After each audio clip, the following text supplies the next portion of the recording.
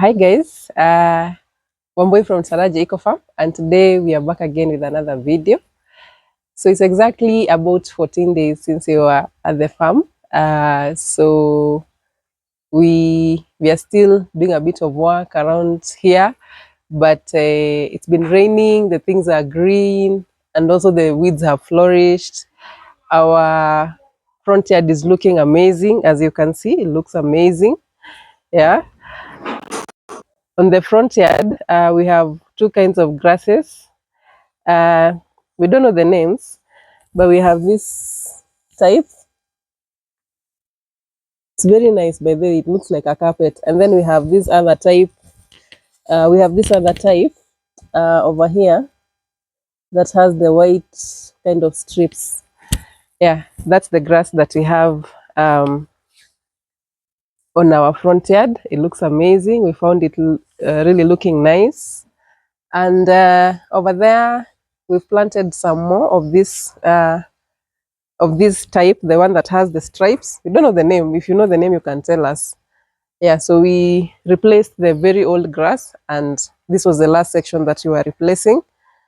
And yeah, we expect it to be as nice as and beautiful as this one.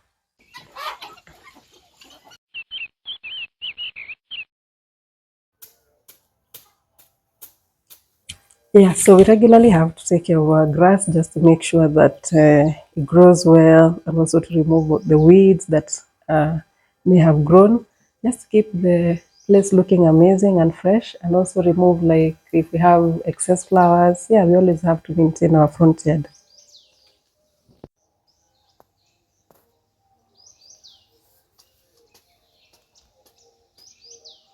So now we can go to the farm. Let's show you how we found our farm looking like. It's actually raining. The rain is not letting us prosper today. It's actually like 2 p.m., but hey, this rain. Anyway, let's go to the farm. Let's see what's been going on.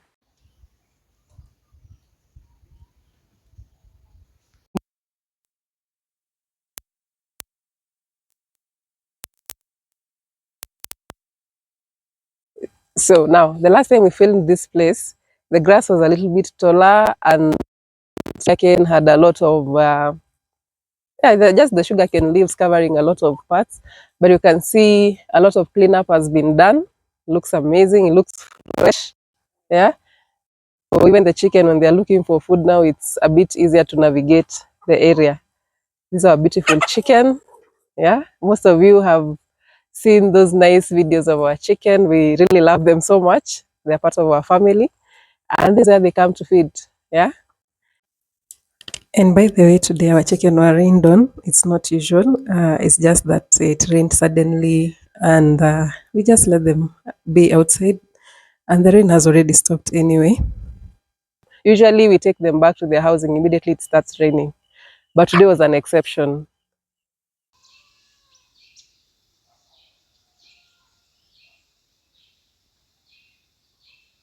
So now we can go check on the farm uh, and see what's been going on. This is part of our vertical garden. Uh, it's full of weeds, and yeah, we are going to be cleaning up the weeds. So this is what it looks like at the moment. We have a bit of work to do. Yeah. We've talked about marigolds before, and this right here is the French marigold. And when it dries, it actually looks very ugly. It really looks very ugly. But now, imagine that all these seeds are going to fall down like so. You can see so many seeds. And all these marigolds are going to sprout. So we'll have a lot of work just removing marigolds from the farm. But that's just as a by the way, if you're planning to put marigolds on your farm, just know that there is that bit of them almost taking over your farm. So this is how the farm looks like. This is just one part of the farm. The weeds are, yeah, they're flourishing. Is it flourishing? The weeds are flourishing. Before we left, I had planted some skuma. They're still quite tiny, most of them. Yeah, but a few of them were carried away by some soil erosion. So I'll need to do a bit of planting uh, just to add more skuma to the farm. So guys, when you talk about erosion on our farm, this is actually what we mean. So usually we do some channels for the water to run, just to run outside the farm. But you can see all this soil is from the upper part of the farm. So we have a lot of erosion problem. And if you remember very well, that's one of the biggest reasons why we did raised beds on the farm. Yeah, so this is the erosion. This upper part of the farm, we don't have raised beds, but eventually we need to have raised beds because that's the most affected area. That's why we have a lot of erosion. It's a clear indication of how the weeds are thriving. Yeah, those 2 weeks that we've been away, we've not been able to take care of our farm. But the good thing is, when we left, the leaves were quite yellow for these pineapples. Those were very yellow, the pineapple leaves. But right now, they are getting green. So I think it was probably a lack of enough water. That is why they were turning yellow. But now they look healthy. So we just need to deal with the weeds and we'll be good. So this is one of the mint plants that we transplanted last time and we found it thriving. So yeah, we'll start using it in our meals. This is what it looks like. I think it grows very big. So let's see how it does. Yeah, so that's one of the raised beds and you can see the weeds. Yeah, we need to do quite some work on the farm. There are a lot of weeds all over the place. So yeah, that's one of the activities that we'll be doing on the farm. So when we came back, we also managed to find a lot of things that were ready for harvest. We are going to pick some tomatoes. We also picked some collard greens within during the day. Yeah, and yeah, just keep watching, see what you've got from the farm. We also have some very huge bell peppers coming up shortly. Yes, so collard greens are one of those vegetables that we are 100% sufficient in. It's really beautiful that we're able to grow organically grown collard greens for our family. Remember back in the city, we've mentioned before, one of our biggest problems that we had was the collard greens because they used to get sprayed with a lot of chemicals and, you know, that's one of the things that we didn't want on our food. So back here at the farm, we've grown collard greens in sacks, we've grown some on the ground, but I think eventually we'll just be doing the collard greens vertically because that way we are able to get more harvest. Yeah. So those are some of our sacks where we have planted collard greens. Uh, we also have a few amaranth plants. Yeah, so we usually mix them up because the amaranth are not so many. So we just mix them up for our meals.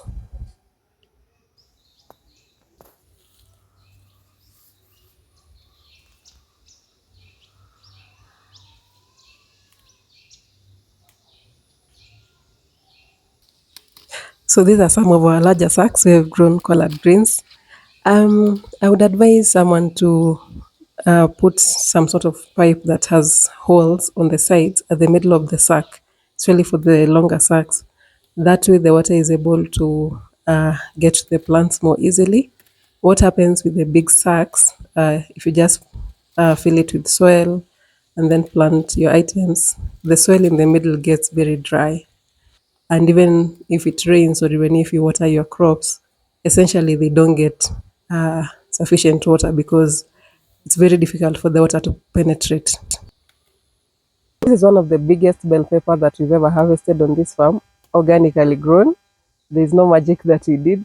And we can see it's going to produce, they're going to produce more bell pepper.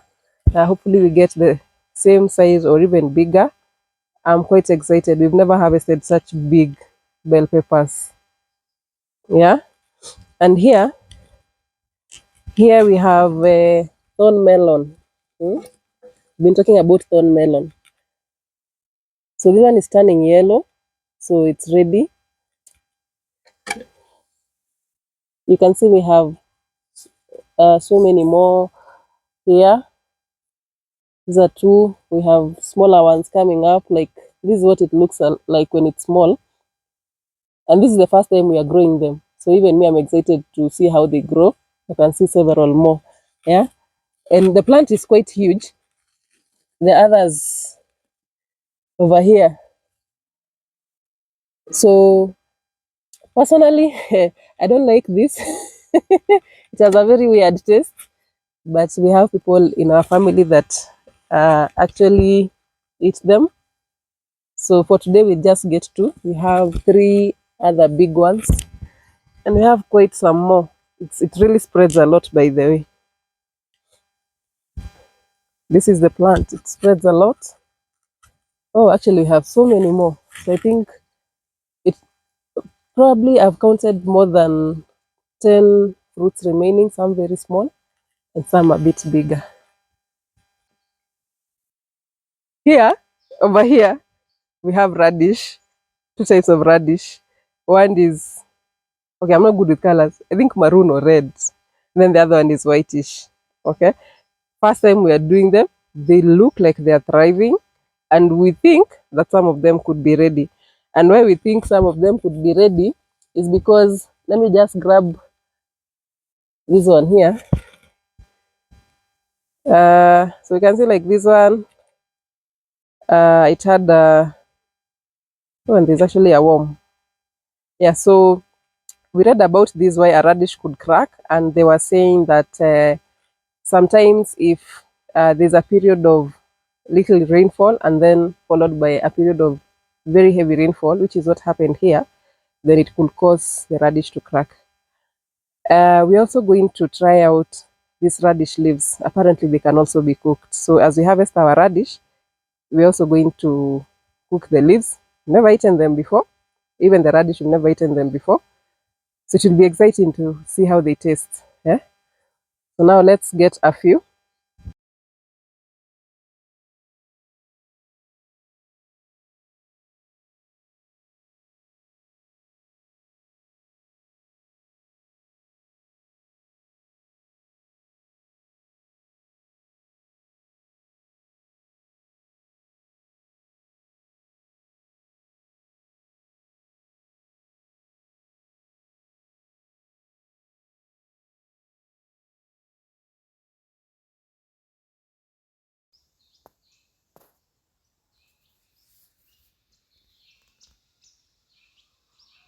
I'm not going to harvest so many. So these are three.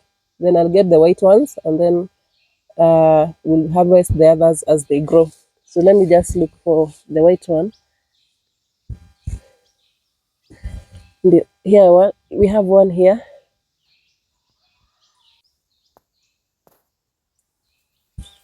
Oh, it looks like a carrot. Looks like a white carrot. It looks like it had potential to even become bigger. Mm. So that's interesting. Let's see if we get another white one. Then we'll be done for today. Yeah, there's another one here.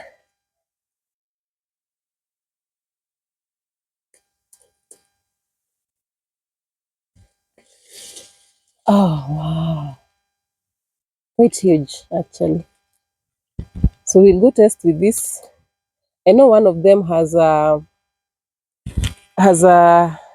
what can I say? More spicy taste compared to the other one. I'm not sure which, but today we are going to test them out. And then we'll also cook these leaves and see how they taste.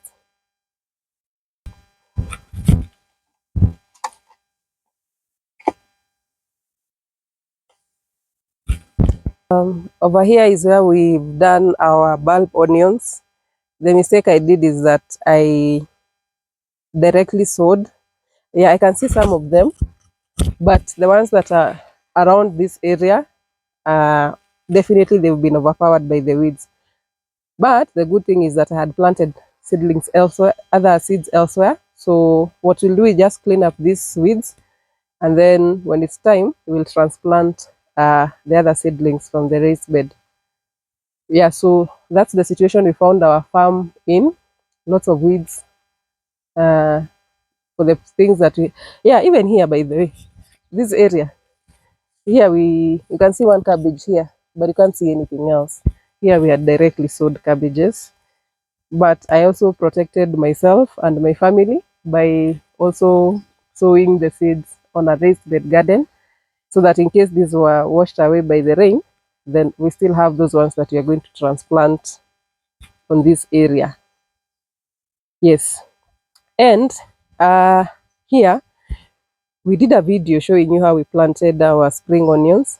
And if you remember, we were only planting one, what do you call it? What do you call this? If you remember very well, we were only planting one onion. Let me say onion. Yeah, but you can see now the multiples of 2, others 3, others 4, others 5. So with the rains, and we are going to weed this place also, we definitely expect them to do very well. Spring onions are those crops that are very easy to grow. So, and you don't have to keep buying seeds. You just keep replanting the same onions and they keep multiplying. Come back. So when you were last here, that's 2 weeks ago, this tree tomato is very beautiful. It had flowered there, but now you can see a lot of amazing fruits. And now it has flowered in several areas. You can show them here. It has flowered up here. It has also flowered here. Yeah, don't mind my hands. I'm doing a bit of work on the farm. So we expect to get more and more tree tomatoes on this farm. In fact, they even have, yeah, a lot, quite a lot here. So yeah, looking forward to eating tree tomatoes. On the farm, you sometimes get a lot of volunteer plants. You can see this place we've grown collard greens, but we have this thing. It's called a gooseberry plant. I just want to show you how a gooseberry looks like. So don't mind my hands again. I'm doing a bit of work. So this is the unripe version, and this was ripening, so it becomes yellow when it ripens. But not everybody can stand a gooseberry. They have a very, I don't know, they have a very strong taste. They are not as sweet as other berries that you might know of. So personally, I don't eat them, but our kids love them. So that's why we still have them on the farm. Sorry. Here we have ginger from our last season. And then also I added some more here. By the way, ginger takes a very long time to germinate. Is it to sprout or germinate? What's the correct word? So I planted some here. They take quite a while. But today we'll just try and harvest one of them that we can use in our tea. This is the very first time we are harvesting ginger on our farm. Oh, so it had potential to grow bigger, but we can use this in our tea tomorrow. This will be enough. So what the size that I usually plant ginger is quite small. I usually plant like this size, and this is what we got. So I don't know if I return this back there. So if I return this, two, I'll tell you how they go. I'll return these two. This one is enough for our tea tomorrow. I want to return these two down there and see whether they continue to grow.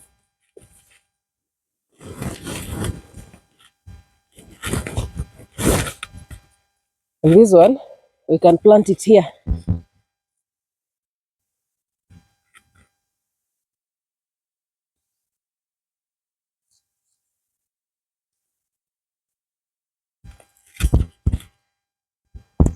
So this is the beautiful harvest that we've got today.